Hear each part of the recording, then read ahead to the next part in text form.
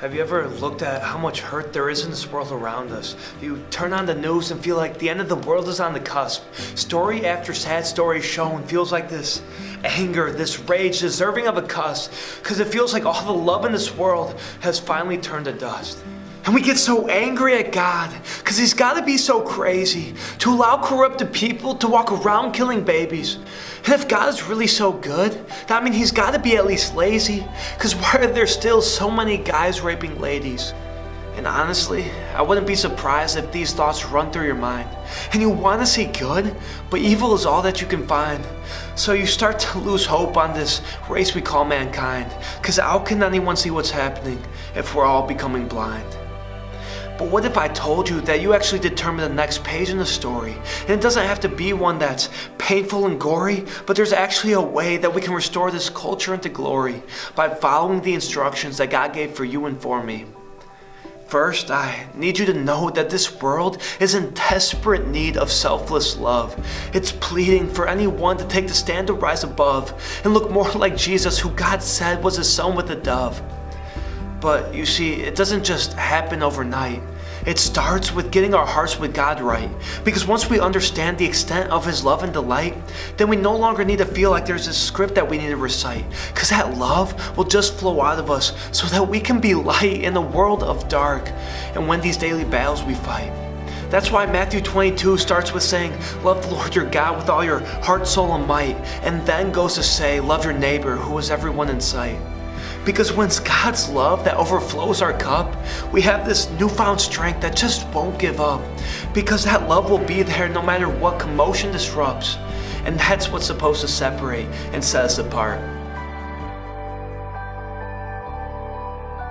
Now here's where it gets tricky, and this actually does become a factor. Because nowadays, people can hide their emotions like a high-paid actor, where their Instagram looks happy, but they're really crying in the back door. So it's up to us to fix it back like a chiropractor. Believe it or not, every day you run into people who are just hurting deep. And if you can see past their facade, you see that they're experiencing defeat. So don't tell me, don't act like you don't know anyone who's broken and beat. Really take a look around and make love your song on repeat. And don't go blaming God, saying, why'd you create so much evil? Like, look at all these hardships that are plaguing these people. Because you know what? God actually made you to be that person's joyful sequel. As His hands and feet, that responsibility of ours is equal. And if you say it's God's fault and use that as your excuse to allow you to sit on the sidelines while so many other people suffer abuse, then doesn't that make you a person of absolutely no use in a world that is dying for people to make love its truce? And I'm sorry if this rubs you the wrong way, but this world needs you.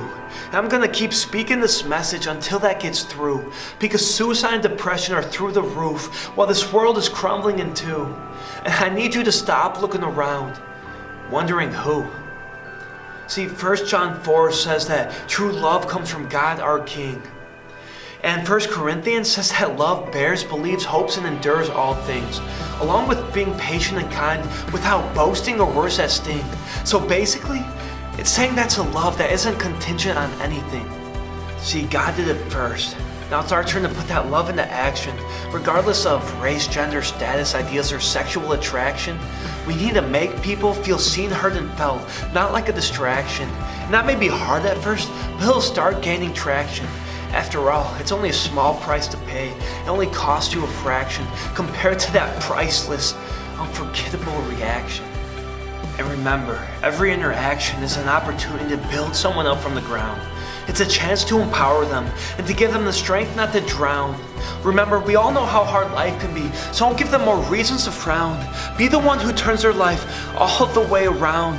Be the one who turns them from peasant to royalty with the crown. Be the one whose love turns their entire world upside down.